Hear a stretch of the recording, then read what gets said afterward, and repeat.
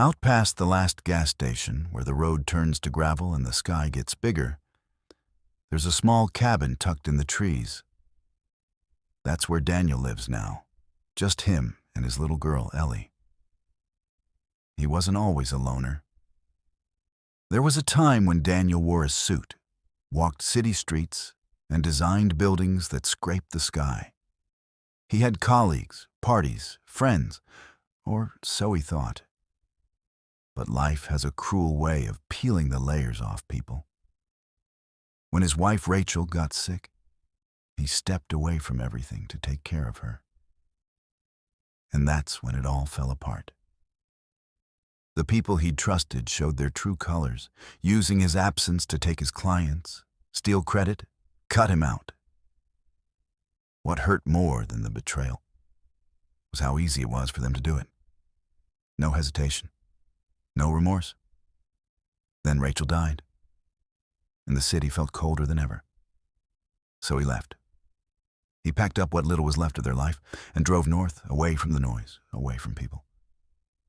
The cabin had been their dream retirement plan, a quiet place, built with their own hands during better years. But now, it was all he had. There in the stillness of the woods, Daniel started over. Not for himself, but for Ellie. She was only 8, but old enough to understand that something had gone missing in her dad. He cooked the meals Rachel used to love, chopped wood in the mornings, read books by firelight. No TV, no neighbors. Just him, her, and the sound of wind in the trees. Ellie was bright, sharp like her mom, soft like him. And she asked questions that cut deeper than most adults ever dared.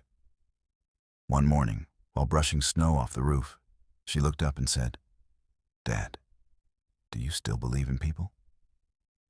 He didn't answer right away, just kept sweeping. Then he looked at her, really looked. "I believe in you," he said, "and you're a person." That was the truth, the only one that still made sense. Part 2. The knock. It was just another Tuesday. The sky was pale and heavy, the way it gets when the snow's been thinking too long about falling. The world outside the cabin was still, quiet, like it was holding its breath. Daniel had just finished grading Ellie's reading assignment. She'd flown through it, as usual. And now she was curled up near the fireplace, her nose buried in an old wildlife book, tracing the drawings of owls with her fingertip. Daniel had taken his coffee out to the shed, more out of habit than need. There was always something to fix, or organize, or at least pretend to work on. That's what grief does to you. Keeps your hands busy when your heart's too loud. He was rearranging a drawer full of rusted screws when he heard it. 3 knocks. Firm, not frantic, not desperate, but loud enough to slice through the trees, loud enough to not be the wind or a deer brushing the porch. Daniel froze. He hadn't heard a car, no crunch of tires on gravel, no voices. And out here nobody came unless they meant to. His first instinct was caution, always had been, even before everything. But since Rachel passed, and since the city burned him the way it did, he didn't just mistrust people. He avoided them like a sickness. He quietly stepped out of the shed, his boots crunching the frost-bitten grass, and reached for the axe leaned against the wall. Not with any real intent, more like a security blanket. As he got closer to the porch, he saw a shadow through the frosted glass. Not moving, just waiting. Daniel's hand hovered at the doorknob for a second longer than it should have. Then he opened it. Slowly. The man on the other side looked just as surprised as he did. Mid-30s, maybe a little older. Beard flecked with ice.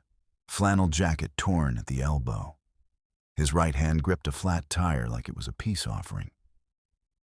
"Hey," the man said, breath clouding in the cold. "Sorry to drop in like this. I hit something down the trail. Blew a tire. I've been walking about a mile. No signal out here.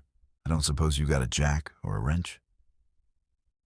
Daniel didn't respond right away. He looked the man over, not with fear, but with something colder. Not suspicion exactly, more like exhaustion, the kind that comes from too many disappointments, too many liars with friendly eyes. Just as he was about to say no, or maybe not say anything at all, he felt a tug at his sleeve. Ellie had come to the door behind him, her small hand gripping the edge of his coat. She looked up at the stranger, then up at her father. "He looks cold," she whispered. And that broke something in Daniel's chest, because she was right. Not about the man, about him. He was cold too, and tired of it. Daniel stepped aside. Just a little, enough. "Yeah," he said. "Come on in." The man introduced himself as Lucas, school counselor from a town about 45 minutes south. Said he liked taking back roads, the scenic kind that looked good on Instagram, but got real quiet when your tire gave out. He sat by the fireplace, fingers outstretched toward the flames, the way people do when they don't want to talk too much. Daniel handed him a mug of coffee.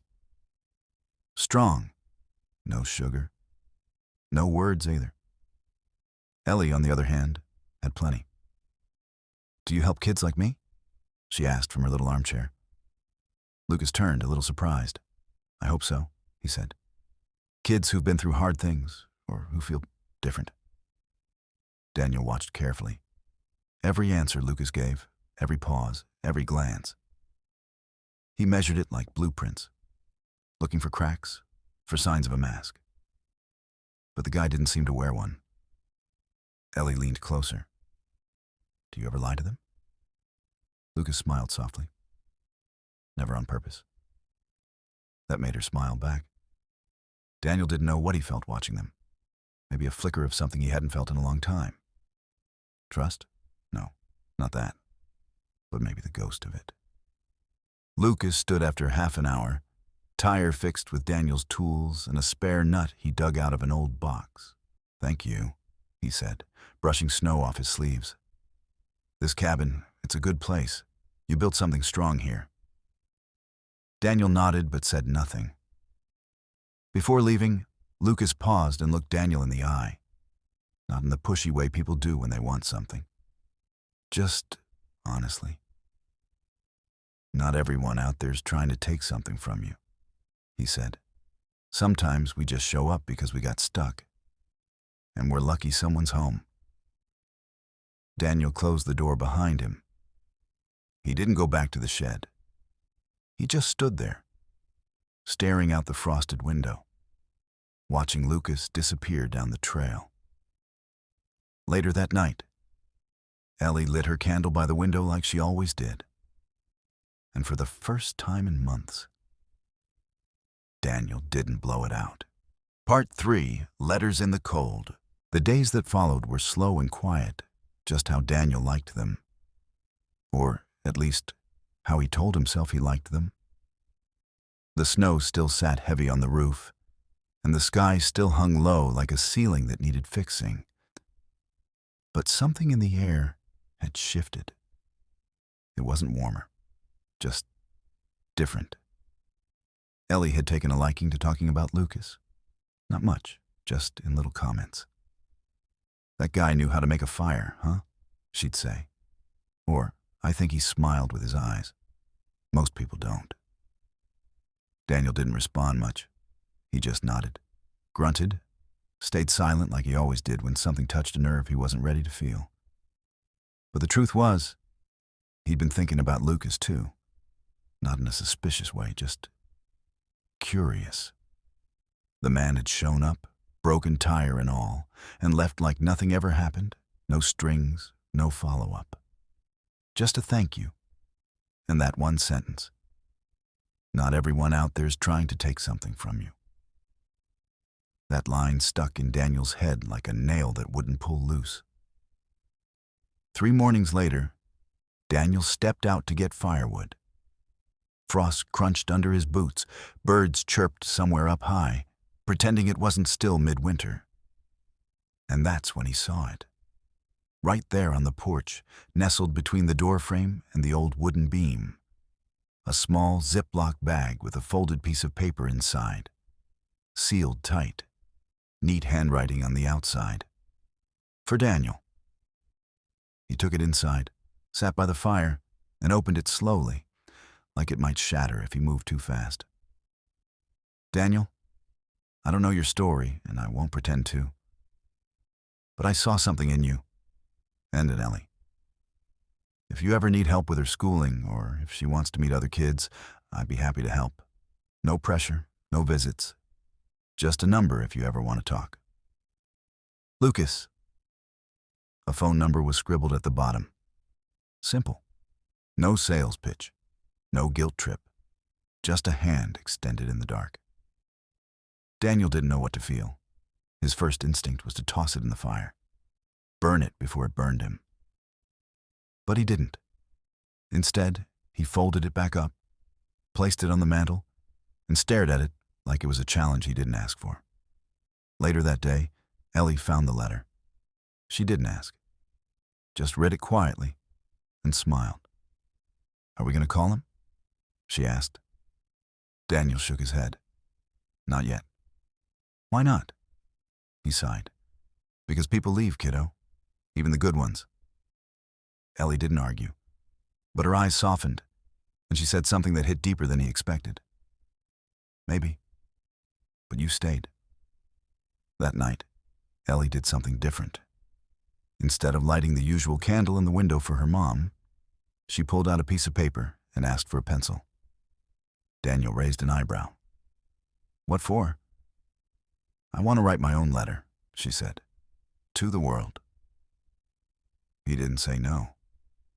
She sat at the little wooden table, tongue poking out the corner of her mouth in that focused way she had, and began scribbling in blocky, imperfect handwriting. It wasn't a masterpiece. It had spelling errors, words crossed out, drawings in the margins. But it was honest. Dear world, if you're not too busy being mean or loud, I just want you to know I'm still here. My name's Ellie. I live in a house in the woods with my dad. He's sad sometimes, but not always. He used to smile more. We have a fireplace and birds and quiet, and a candle for Mama. If you ever want to visit, just knock. But don't lie. Love, Ellie. She folded it, slid it under the lamp, and looked at Daniel. You think someone will read it? He stared at her, really looked. And for the first time in months, he didn't just feel tired. He felt something else rising in his chest. Not hope, not yet, but the possibility of it. Yeah, he said. I think someone will. Part 4. The world comes back. Spring didn't come all at once. Out here, the seasons didn't follow calendars. They crept in slowly, one shy detail at a time. A drip from the icicles instead of a crack. A patch of brown under the snow. Bird song that didn't sound like morning. Daniel noticed it first when the mornings didn't bite so hard, when the fire didn't need to be fed until after sunrise. Ellie noticed it when the trees started to whisper again. Not in that sad winter hush, but in a softer, lighter voice. She told her dad that the forest was clearing its throat. Daniel chuckled. First real laugh in weeks. That morning, he found her letter again, the one she wrote to the world, still taped to the fridge, still written in that crooked, messy handwriting that somehow made it truer. He read it again, slower this time. If you're not too busy being mean or loud, I just want you to know I'm still here. There was something in that line that cracked him open more than he expected. He remembered a time when he used to be part of the world, not just surviving it, but belonging to it. But now, he'd wrapped his life in silence, in safety. And Ellie, sweet, sharp, and open-hearted Ellie, she was growing up inside a fortress she didn't choose. He knew the world hurt. He'd felt it deep, but she hadn't, not yet. and he was terrified of the day it would try. But she still believed in it. And maybe, just maybe, he didn't want to be the reason that ended. That same afternoon, he pulled the note from Lucas off the mantel. The paper had curled a bit at the edges, like it had been waiting too long. He stared at the phone number, not dialing it, just holding it. Ellie came in from outside with a pine cone in her hand and a story in her eyes. She told him about seeing a fox, how it looked at her, then didn't run. It trusted me, she said. I think it knew I wasn't scary. He smiled just a little. Then, slowly, cautiously, he said, how would you feel about going to visit a town someday, maybe meet some kids? She blinked. You mean, like, real kids? Yeah, he nodded. Real ones. Loud, probably annoying, but human. Ellie didn't answer right away. She walked over to the window, looked out into the trees like they might have advice. Then she turned back to him, eyes big and a little unsure. Only if you come too. That hit him in the chest. I will, he said. I promise. He didn't call that day. But the next morning, he took Ellie into town. Not far, just a small market where they sold honey and firewood and eggs that still had feathers stuck to them. It was loud, messy, too many voices, too many smells.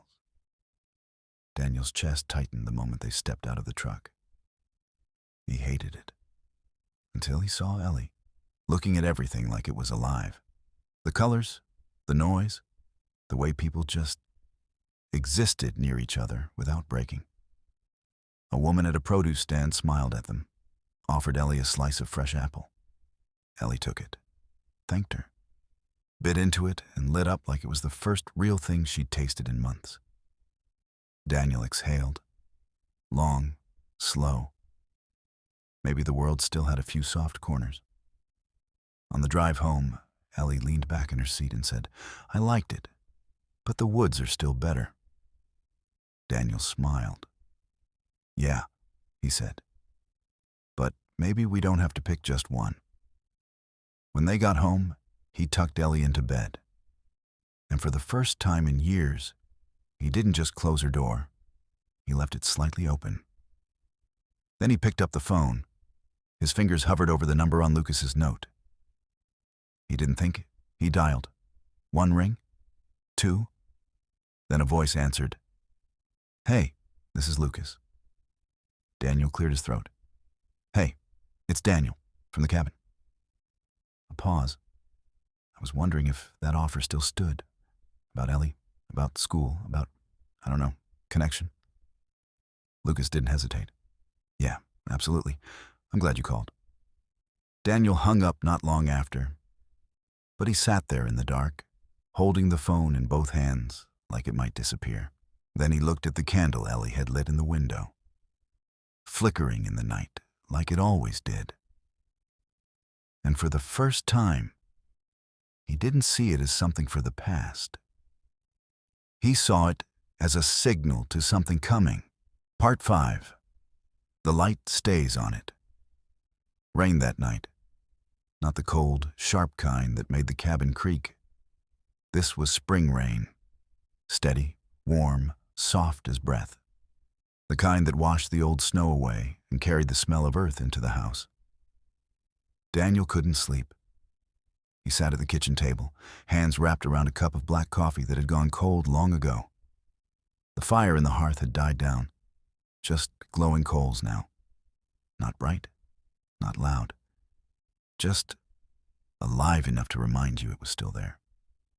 He kept looking over at the window. The candle was still lit, just like always. But tonight, it felt different. Not like a ritual, not like a habit. It felt like a choice.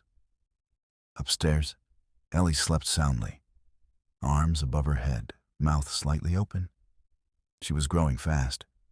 Her face looked older somehow. Not in years, but in knowing. She'd seen the cracks in her father, hadn't said much about them. but she'd filled them with drawings, questions, hugs that came without warning. He remembered what Lucas said on the phone 2 nights ago. Kids don't need perfection. They need presence. Daniel hadn't been perfect. He hadn't even been present for a long time, not in the way that mattered. But he was here now. Here in this quiet house. Here in this messy, painful, beautiful life. And maybe that was enough. The next morning, the sun broke through the clouds, like someone pulling back a curtain. Mist rose from the ground in thin sheets, steam curling off the gravel road like the earth was exhaling. Ellie was already up, sitting on the front step, braiding grass between her fingers. She looked up as Daniel came out with 2 mugs, 1 coffee, 1 warm cocoa. "Thanks," she said, taking hers. They sat there together for a long while, saying nothing, just breathing, just listening. Birds, wind, water dripping from the roof. It wasn't silence. It was peace. After a few minutes, Ellie said, "Do you think Mama would like it here?" Daniel looked out into the trees, his voice quiet. "I think she'd love it. And I think she'd be proud of you, of how brave you are." Ellie nodded but didn't look at him. "I'm glad you called that man, Lucas." Daniel chuckled. "Yeah, me too." She looked over, eyes curious. "Do you think the world's still scary?" He sipped his coffee, thought for a second. "I think it always will be, a little. But I think we don't have to face it alone anymore." Ellie smiled, that small, knowing smile kids get when they understand more than you think. Later that afternoon, they cleaned up the cabin, opened windows, aired out the winter. Daniel pulled out the old guitar he hadn't touched since Rachel died.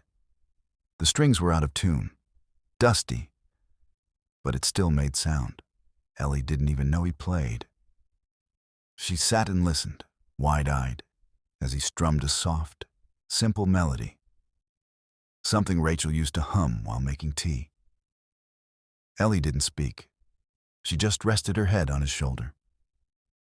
And for once, Daniel didn't feel the need to fill the silence. He didn't feel the need to fix anything. He just was. And that was everything. That night, Daniel lit the candle in the window himself.